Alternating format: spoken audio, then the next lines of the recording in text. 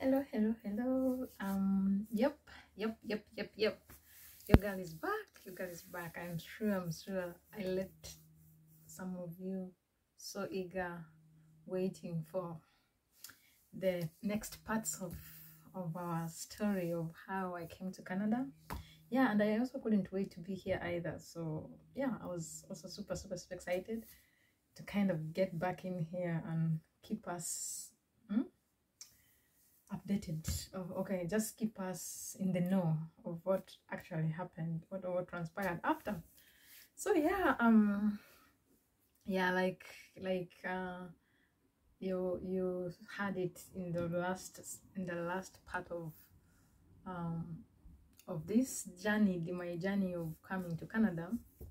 Yeah, I remember, if you guys can all remember, I said yeah, Khadija went to the MoneyGram and sent me the money for air ticket, and by this time I was still in Kampala.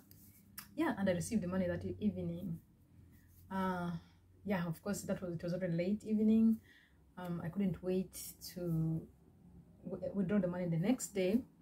But what actually happened after this time was that mind you, I was doing so terribly bad financially.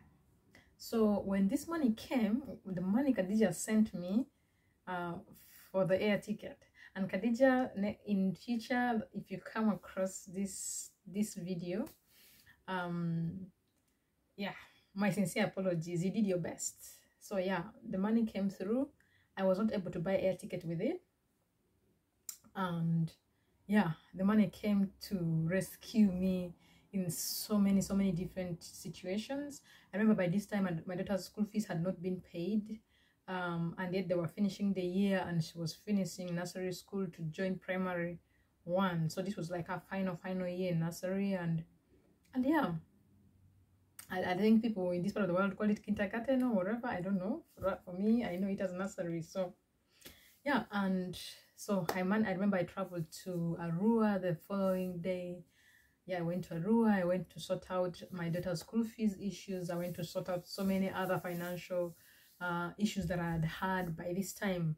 Now, my plan was that since Khadija has sent me the air ticket money, she told me, prepare yourself, book it, let me know which day you'll be traveling, so that I can also plan my time around that time, so that I can pick you from the airport. I'm like, yeah, well, I'm good.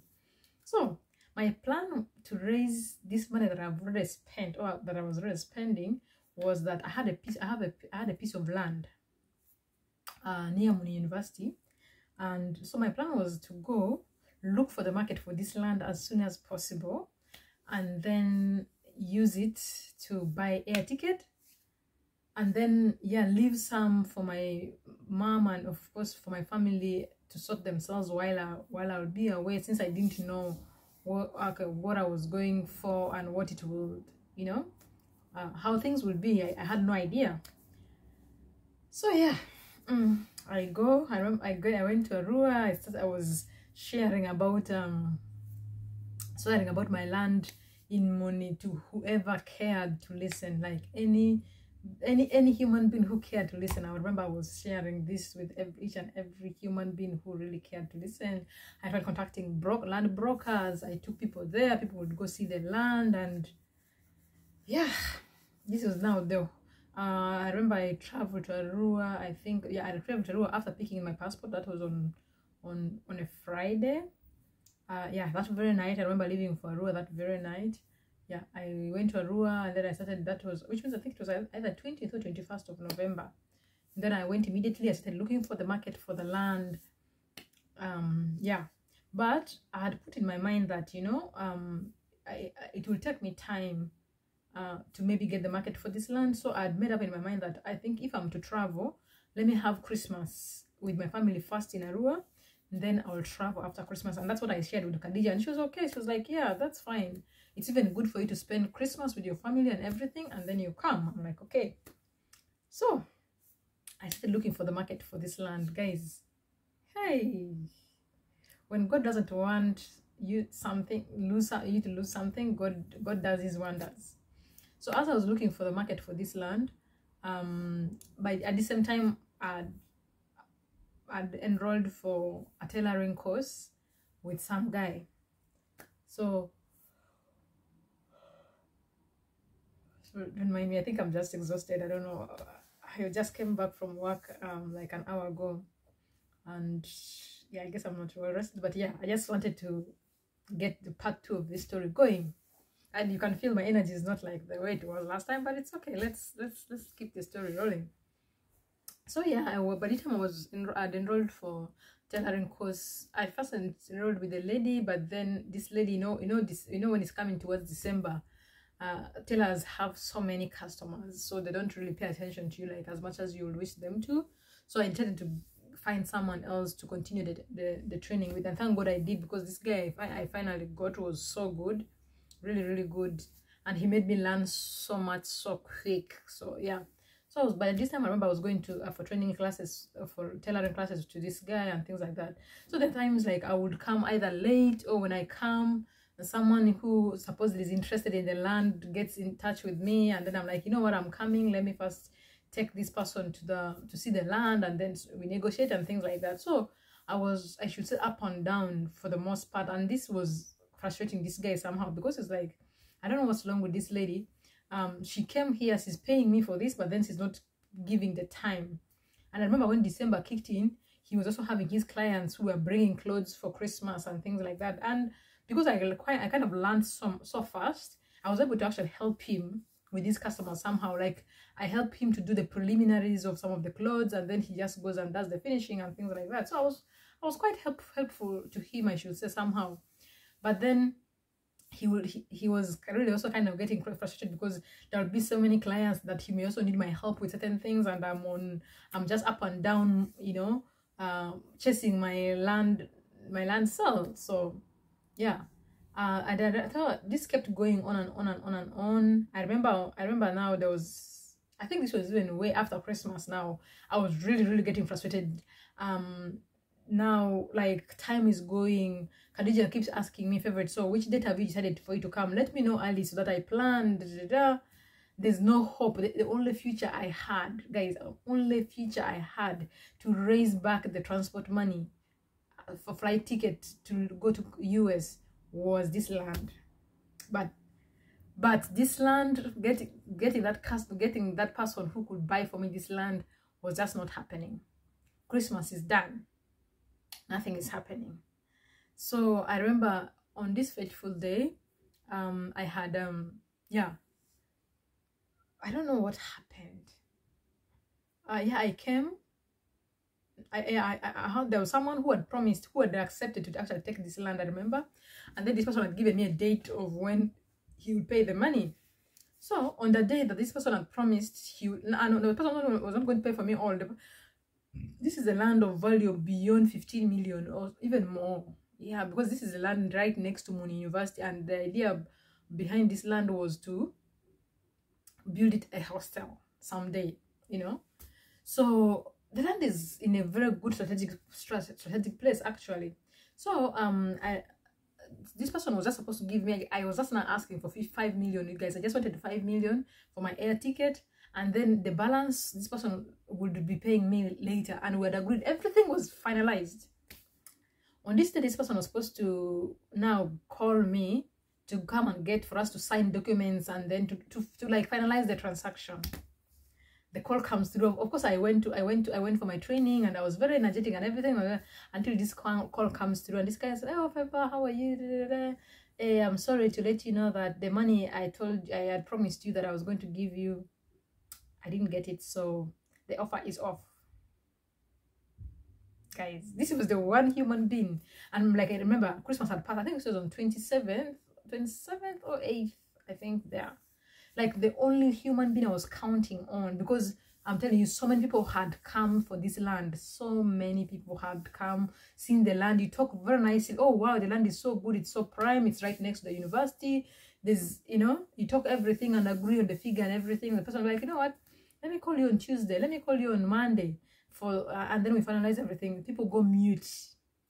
So now there's this one human being that I was counting on, and this one human being tells me, Pepper, sorry, the money, the money I was planning to give you didn't come through, so I think I can no longer take the land, and the off. I'm no longer going. I'm no longer having anything to do with the land.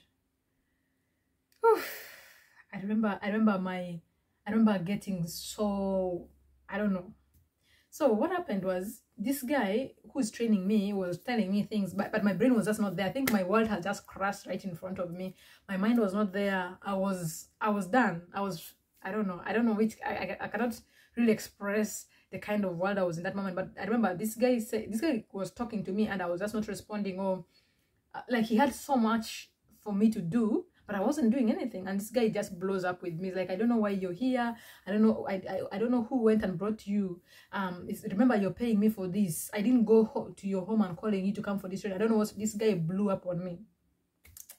I remember when this guy started blowing up, all I could just do was cry. And I remember their customers around. The customers seated around and all that. And I just couldn't say anything. I cried. I don't understand. When this guy started seeing my tears rolling down, I think it's like, but are you a kid? Are you a kid to cry? What's wrong with you? He had no idea of what I was going through. He's like, I don't know why you should even cry. I've not said anything bad to you. What's wrong with you? Yeah. Why would you be crying like a child? You're a mother yourself. Why would you? This guy went all out on me. Yeah, he did, and I just couldn't stay there anymore, because I just couldn't, and I could not stop crying. By the way, I wasn't crying like loudly, but my tears were just flowing, and of course the place went quiet. Customers, everyone was just, no one was speaking anything. I was like, you know what, I can't stay here anymore. I just have to go. So I got up. He's like, oh, you can go. Don't even step back here again. If there are things you can't do, why do you go for them? You came here deceiving yourself. Mind you, you're paying me money. I don't know what's wrong with you, but I didn't force you to do this. Whoever forced you, you go and quarrel with the person. Yeah. I went. I remember I left, took a border, went. Yeah. I remember I went, took a border, and left. But sorry, let's track back. When this guy was quarreling on me and things like that, it's like, okay, if you have a problem, you say it. You just don't. If you have a problem, you say it. Not just a matter of keeping quiet and you're not doing anything. You're frustrating everyone. Why did you even come here? And he said. So I remember going home, and now I actually didn't feel. I don't know if the feeling I had right next to this guy there was anger or frustration. I don't know what it was, but I remember reaching home and being so angry. Like, how could this guy, who does he think he is? Why would he talk like that to me? So I slept off. Woke up the next time, like, you know what? I remember saying, the next day I'm going for Yusuf. Yusuf is joking with me. How could Yusuf talk to me like that? If Yusuf is saying, if I have a problem, I should tell him. Can even Yusuf help me with my problem? What's wrong with him? He can't do anything for me. Well, oh gosh. Can you imagine? I was this person who even, I remember calculating his machines there, like how much his machines cost, and I'm like, even your machines there cannot even give me the amount of money I'm looking for. What's wrong with him? How dare he talk to me like that? I'm going for him. So I remember waking up that morning, going to Yusuf's place, just with a lot of attitude there. Attitude, I can. So he saw me coming. I was like, I didn't think you would come today. I didn't think you would come. You'll make it today. I didn't say anything because I woke up with this attitude, very serious attitude. So I came, I'm like, yesterday you were saying, why would I be crying like a child? If I have a problem, I should speak it up instead of crying, Now I have come. I need 5 million. My problem, you said I should tell you my problem. If you have a problem, I should say it, not cry. So I've come to you. I need 5 million. Yusuf is like, 5 million Ugandan shillings for what?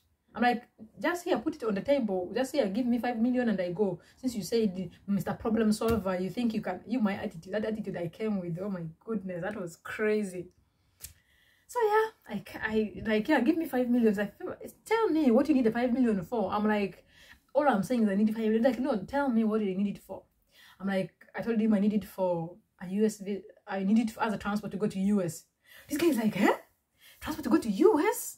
You mean you have the US visa? I'm like, I was so mad, like so mad, full of attitude. I'm like, of course, who goes to US without a visa? What's wrong with you? Of course I have a visa. Like, you girl, for real? Like, you have a US visa? I'm like, yes, I have it. That's why I'm saying I want transport to go to US. Like, what? You can? For real? Like, you have this guy asked me that question, I don't know how many times, asking, for real, you mean you have a US visa? I'm like, yes, I have a US visa. Please, no one goes to US without a visa. Excuse me. Just you, are you giving the money or not? It's like, you girl, do you know how lucky you are? In my head, I'm like, what is he talking about? Oh, I talk about money, and for you, you're talking about luck, blah, blah, blah. This nonsense of views of luck and blah, blah, blah, leave me alone. Like, no. You girl, do you know how many people apply for that visa? How many people want that US visa, and for you just got it like that? Like, even me here, I've applied for US visa like twice, and I've never gotten it. But you here, you're here, you have the visa. You know, have you even thanked? Have you ever thanked God? Sat down to thank God? I'm like, please, let's leave God out of this. Let's leave God out of this. If I was this lucky, if God loved me, why is God not giving me transport? Why is God not giving me someone to buy my land? You know, why would God? I blew up. It's like, you girl, if I were you, I will sit down. I will sit down and just praise God and pray to God and thank God. You know, well, first look at yourself. First think about your life in general. You know, you have had all these wonderful opportunities in your life. You've gone to, you went to US before, and now you're going again. You will definitely go. You've met the Queen of England. You've had all these amazing things happen to you in your life. My question is, have you ever sat down to thank God? You never know. I'm telling you, God will give you this transport right now, there, here and there, here and now. But because you're so angry, you're not paying attention to God and not even thanking Him for this opportunity He has given you. And even let's talk about the visa. I'm like, are you giving me the money or not? Please, I don't have time for your nonsense here. Are you giving me the money or not? However, listen to me. I'm saying, have you thanked God for this visa? Do you know how many people cry? People who have the money, who have all the money in this world, but the one that use visa and they're not getting it. And for you here, you got it. Have you thanked God? For me, I know that money you're looking for, the power is in you having to sit down with your God and thank Him for how far He has brought you. I'm like, this nonsense, you're not giving me this money, so why do you even waste my time coming here to hell? I remember picking a border and left. I went home. I went, did my things, spent the day. I don't remember what I did during the course of the day. Yeah, in the evening. At night now, I was in my bed. I went to bed. I kind of tried to sleep, but I couldn't really sleep. I don't know why. Until, guys, I think everyone had gone to sleep, and it was now late night, like around 10, 11, 12, I should say. These guys' words of aid, have you even sat down to thank God? Like, have you had time to thank God for what He has done for you in your life? Do you know how lucky you are? Those words started going, like, entering, like, I started going deep in my heart, and I'm like, people, I broke down and I cried. I remember crying. I cried my lungs out. I cried. I just started to be like, Favor, you know how ungrateful you are. You can imagine, why does it have to be someone, someone to tell you to thank God for the wonderful things God has done in your life? Like, really, could have you didn't have any plans of traveling to US or anything. You had no plans of going anywhere, and this opportunity came, and you're here. Have you thanked God? How ungrateful can you be? You guys, I cried. I remember waiting for morning, like I couldn't sleep again. And there's a pastor called Pastor Emmanuel. Emmanuel is like a cousin to me, actually. And I normally confide in him a lot, on spiritual things and things like that. So on this, I was so moved. I was like, the only person I wanted to talk to was Emmanuel. But it was late night now. I'm like, he's married. I can't call him. So I was waiting for morning, like, So I remember, I think it wasn't even 7 a.m. already. I picked the phone and called Emmanuel. I'm like, Emmanuel, I need to see you. He's like, it's okay, come home. I am home. So I remember picking a border, going to Emmanuel, and I just went. I just couldn't say anything. I cried. He's like, it's okay, let it out. So guys, I cried. And then after I was done crying, I started telling Emmanuel everything. I narrated everything. It's like, wow, this is amazing. I'm like, yep, I just came. I just wanted to come, and I want to give my life to Christ. And yeah, I told him everything. He's like, yeah, let's pray. I remember he held my hands and we prayed, and he actually gave me a Bible. And I don't know where I placed the Bible, but yeah, he gave me a Bible. we prayed. I'm like, I gave my life to Christ, and yeah, and that was it. And I remember feeling so like fulfilled and all that. So guys, after this, I spent I think 2, 3 or 4 hours at Emmanuel's place, by the way, going through the emotions and everything. So Emmanuel's home, like I said, Emmanuel is like a cousin to me. So he's where they stay is in Bonyo, where this my mom's village actually. But then they're like I think the distance between my Emmanuel's home and my mom's home is I think about 3 kilometers or even less. Yeah. So I was like, you know what, I'm already here. Why don't I go pass by to go and see my mom? So on my way going to my mom, I received a phone call. So I received this phone call from Anne Hope Anguyo, people from Arua, many people from even some other parts of Uganda have heard about her or know her. So Anne Hope calls me. Anne Hope is like, hey Favor, how are you? I'm fine. Like, by the way, I will be traveling to Dubai, so I need like peanut butter from you. And you guys, I started selling peanut butter. I don't know which year, 2018 or something. But I was selling peanut butter as now. That was like my only source of livelihood. But at least the point I even ate all the capital that I had invested in the peanut butter business. So it was just like maybe someone will give an order and sometimes they give you the money and then I go do it and then yeah. But I remember when I was still going to school before I what do you call, before I dropped out of school my master's course, I used to sell peanut butter to my course-mates, and my course-mates, of course, through their friends and their colleagues at work and things like that. So peanut butter was my thing. I would even, my Facebook page was all my, like, it was all over my Facebook page and everything. So people knew. So Anne calls me asking for, I think she asked like for 3 kilos of peanut butter to be delivered to her like the next day if possible, because she was planning her trip to Dubai. I'm like, okay. And like I said, guys, I didn't have money even to go and buy the peanut butter.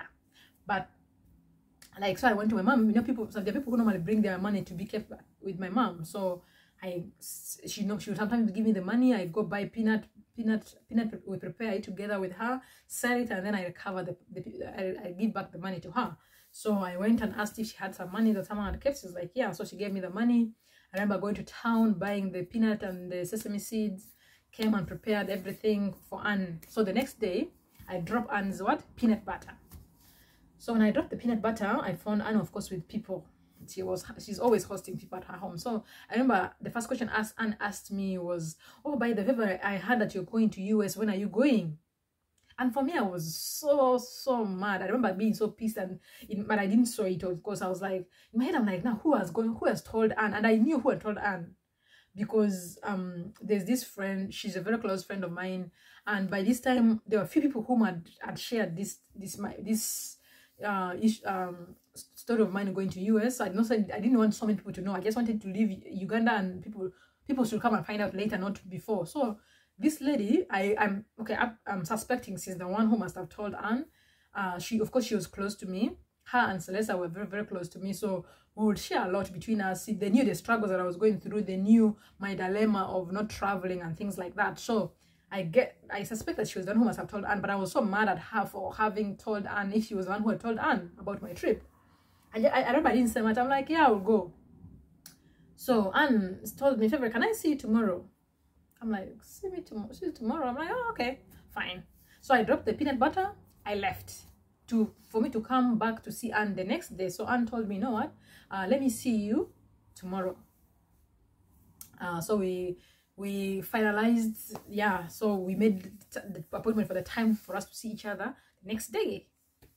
So the next day comes and calls me, okay, Favor, there's a fundraising here, but I can still squeeze some time for you to come and see me. So I come to Anne, guys. I remember arriving to her home that day, and then Anne she just went straight to the point, like, Favor, tell me the truth. Is your issue? She called me to her room, by the way, her bedroom. You know, she called me to her bedroom. And she's like, Favor, tell me the truth. Is your issue of not going to US, delaying to go to US, is it financial? I told her yes. And also at the same time, she had actually known that I was looking for market for my land. You know, because she's someone very developmental, so she buys land a lot. And I remember the person I opened up to about the land, I wanted the person to help me talk to her indirectly about that land and see if she could be interested in buying it. So she heard about, she knew that I was trying to sell my land. I guess also that maybe that also gave her an insight. I don't know. She's like, she just asked me the question, like, Favor, Is your issue, is the issue delaying you? Is it financial? Yeah, I told her yes. Guys, do you know what this lady does? This lady goes to her bedroom, to inside her wardrobe or wherever, gets a checkbook. This lady writes a check of 5 million Ugandan shillings. 5 million Ugandan shillings. The one I've been looking for, like, I've been looking for, wanting to kill people for. She brings it to me and she's like, Favor, this is a check of 5 million. I remember this was on a Sunday. Tomorrow, Monday, go to the bank and go cash it. Those guys, tell them they know me, they'll call me to confirm and cash it and go book that air ticket and travel. Favor, go there, travel. If God blesses you, you'll give me back this money. But because this is the money, it's a savings of mine that I'm saving for my children. So go there, hustle. When God blesses you, you will pay me back. You know, no collateral security, no nothing. This here is the money. Favor, go buy that air ticket, travel. When God blesses you there, where you travel, Favor, you'll pay me back that money. Guys, my tears were not enough for my eyes. My tears were not enough for my eyes, guys. But like I said, the story is, because we were still talking about US, remember, we're not even going to Canada. So this story is going to take us days and different parts. So for us not to have this too long, I'm going to stop here. Keep here for the next part of this story. So that's it that I had for you guys for today. Just watch out for more parts of this story. Thank you. See you.